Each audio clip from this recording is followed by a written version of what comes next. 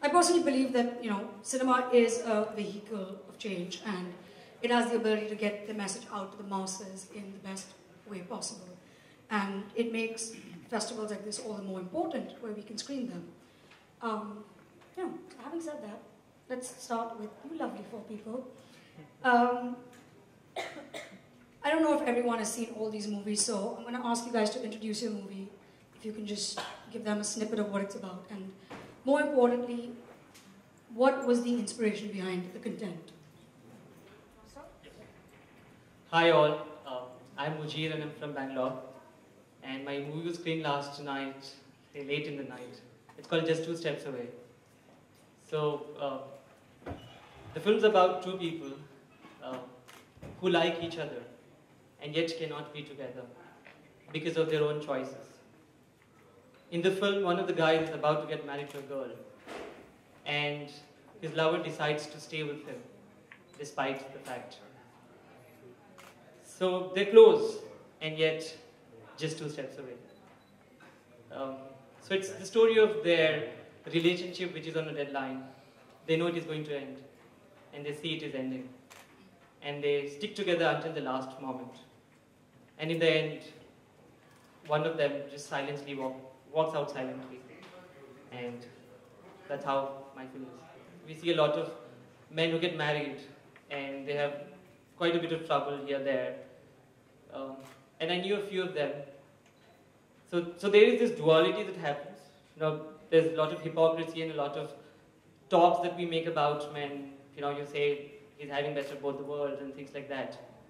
But there is so much pain that they go through. I happened to do a lot of research on the project. I met men who were gay and married to women.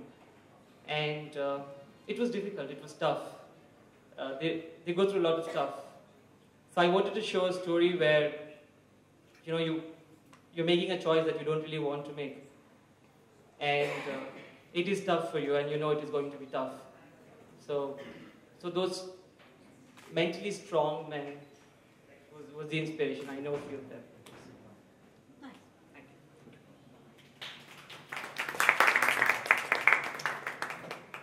Hi, my name is Sharon Flynn.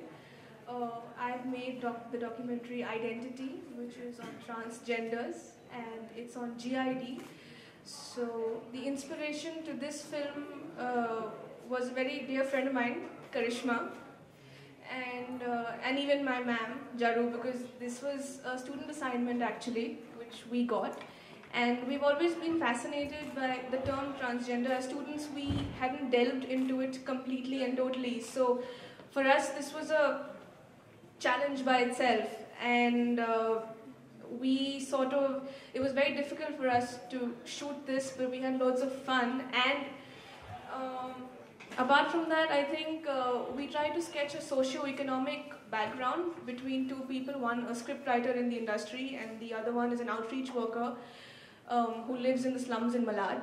So that my film ends with a ray of hope that no matter who you are and what you do, it's just, you just need to be yourself, no matter which class, which socio-economic background you belong to. Yeah, that's about it.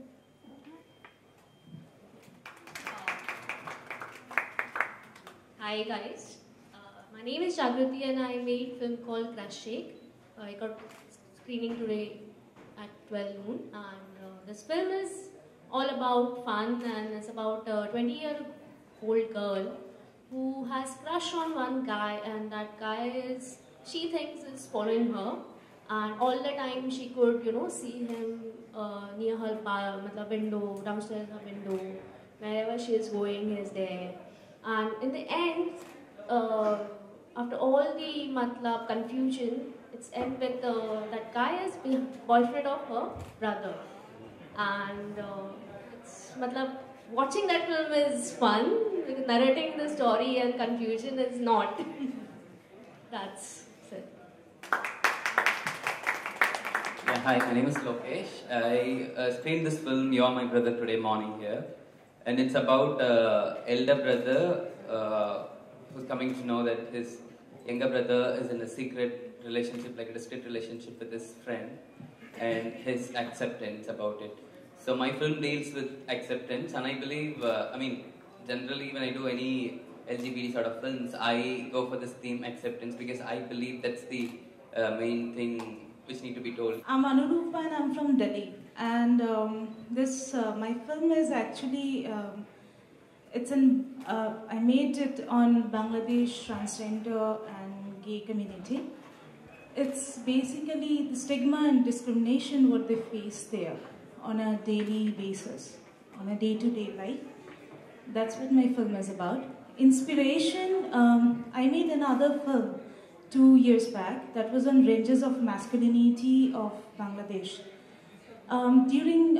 Basically while making that film, I realized that we also need to address the stigma and discrimination part, what they face. So that's what my film is about. Thank you. Did any of you have trouble finding cast, crew, and more importantly, budget? How do you walk into a meeting saying, hey, I want to make an LGBT film in Bombay, in India? It's illegal, but I'm still going to do it. Budget is obviously definitely a big challenge, always. But we were also supported from Bondhu Social Welfare Society. That's an organization in Bangladesh. They supported us hugely on that. And as far as looking for people, I must admit that Bangladesh is a very conservative country. And looking for lesbian people who can talk on camera is really difficult. I found out that in our industry, film industry, where I work as an assistant director, whatever, female filmmaker, people are not open-minded. We claim ourselves very, open-minded industry, and industry people are the people who accept the way they are, but we don't accept love because LGBT, whatever we are talking about is love, and we are not accepting it. Cass's film is about a young boy who was molested by his friend, but when they grow up, he's still in love with his abuser. Interestingly, can you tell us where the inspiration for the storyline came from? Inspiration, my wife is a psychologist and a child counselor. She had many experiences every day on counseling section with children. And I have some friends with the same experience after so many years. When I finished my script, no one can ready to make a production. So Lipstick made under our own production company. That's our first production, and we are satisfied on that. And second one is actors. No one can ready to act on two characters like one character transgender. There is no artist that ready to handle that. That's a lot of problems. But we are now satisfied, and this Gashish is our 5th international screening. We are satisfied on that. That's all. Nice, very nice. What I find fairly interesting on this panel is that 1, 2, 3, 4, 5 out of the 6 filmmakers sitting here are, well, full-time filmmakers, except for my friend Mujir, who is an engineer by day and a filmmaker by night. How did you land up in this position? I do this on weekends. Nice. Yes. So, telling stories has always been a way out for me. I used to tell stories to myself when there were no listeners. Then I would make friends and tell them stories. And then when I picked up a camera, it was, that was your door. You had this chance, so, you could just record your stories and tell people. And that drives me, so it just keeps me going. Storytelling, listening to stories, I think that's the way of life. That's how we all know our gods, our history, our culture. It's all stories. My question is very simple. Do you guys take filmmaking as a serious profession? Filmmaking is passion any day, be it profession, be it amateur, be it mobile camera or TEDx cameras. Do I want to be a professional? Maybe someday. Because that just gives you a wider audience. Making money is important, of course, because a lot of people are involved. But reaching audience is more important. As a filmmaker, to tell people what I want to tell and There's somebody, who just feels nice, feels anything about it, makes me feel good. I think actually I've learned filmmaking because, first of all, it came to me. I think I am for this. Honestly speaking, I don't earn a lot of money out of it. I do it because probably I can do it best. That's all. Actually, cinema is one of the powerful media in the world. Cinema can communicate with the public, and cinema can communicate with the government. Cinema is a media, and media have the responsibilities to the society. That's what I am learned from cinema.